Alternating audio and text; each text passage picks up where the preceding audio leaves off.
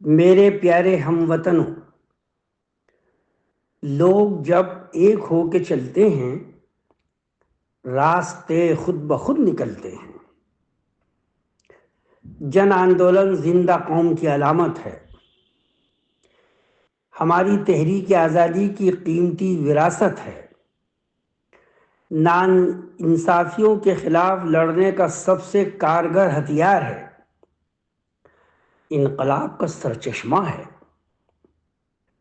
نوجوان یہ محسوس کرنے لگے ہیں کہ نفرت کی سیاست مسائل سے روگردانی ہے، شاطر سیاست دانوں کا حربہ ہے۔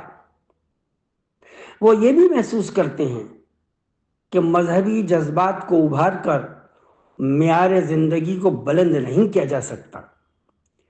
جمہوری ملک میں پرامن احتجاج کرنا بنیادی حق ہے۔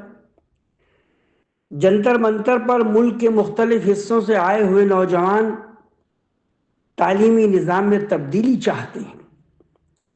سرکار اور خصوصی طور پر وزیر تعلیم کی جواب دہی طے کرنا چاہتے ہیں، ان کی اکاؤنٹیبلٹی چاہتے ہیں۔ دوستوں اور ساتھیوں، پیپر لیک ایک سنگین جرم ہے۔ ہم اپنے عہد جوانی میں اس کا تصور بھی نہیں کر سکتے تھے۔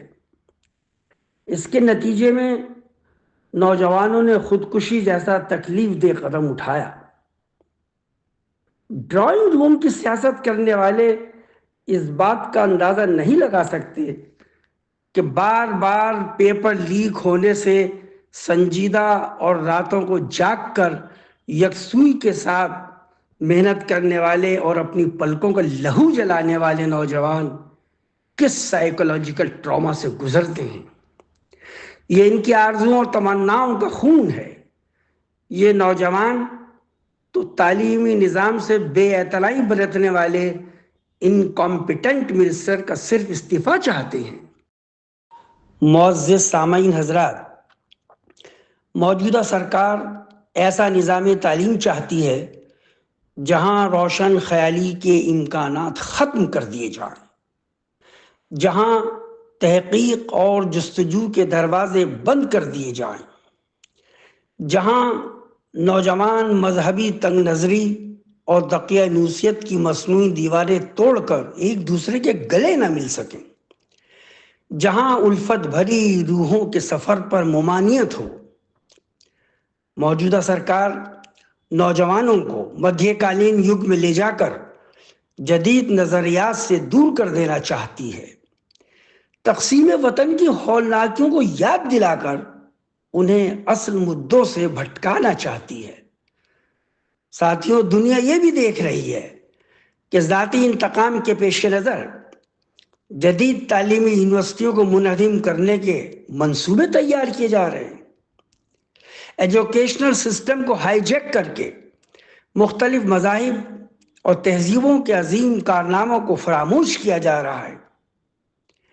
ماؤ زے تونگ کے زمانے میں چین نے 1966 سے 1976 تک سانسکرتک آندولن، کلچرل ریولوشن کے نام پر یہ کوشش کی تھی، جس میں وہ بری طرح سے ناکام رہا۔ اسپین، جو مسلمانوں کی تہذیب کو مٹانے کے لیے بدنام رہا ہے، وہ فلسطینیوں کے حقوق کی آواز بلند کر رہا ہے۔ دنیا کو ایک نہج پر نہیں چلایا جا سکتا۔ دریا کسی خطہ مستقیم پر نہیں بہتے۔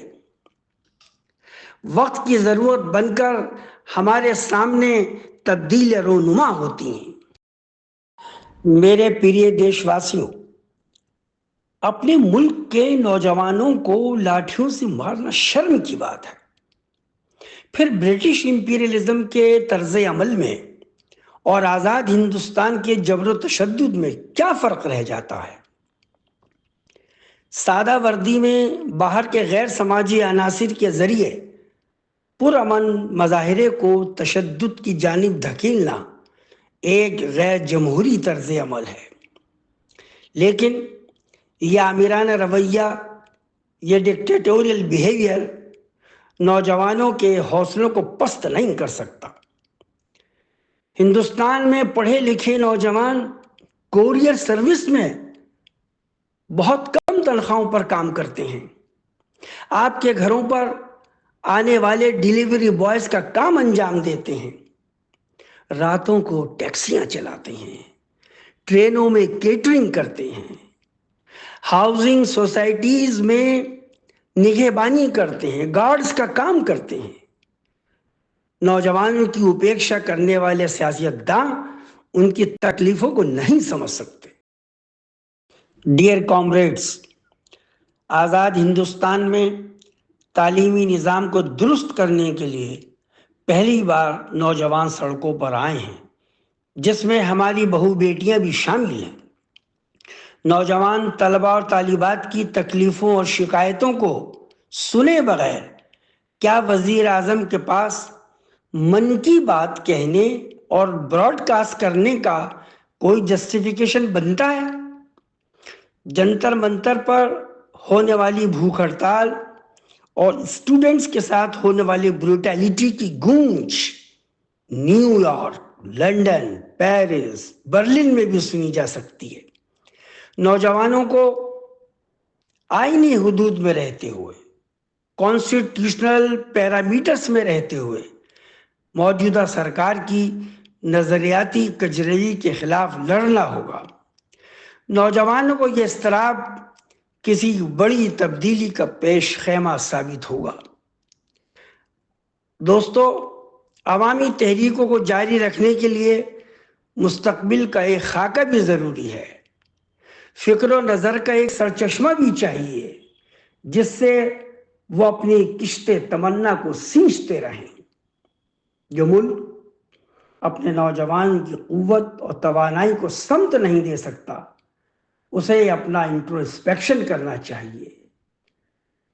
البرٹ آئن اسٹین کی بات یاد رکھنے لائق ہے، غرور جہالت سے بھی زیادہ بدتر چیز ہے۔ Arrogance is worse than ignorance۔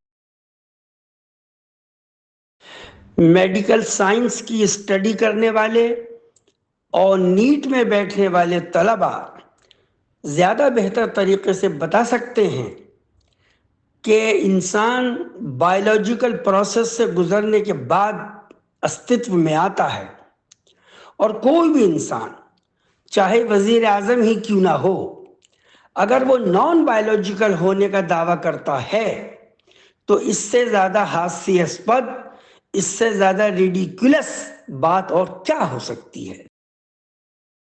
My heart leaps up when I hear that Dharmendra Pradhan has resigned. Congratulations to brave and courageous students. You have scripted history. I hope your vision will throw the communal forces into the dustbin of history.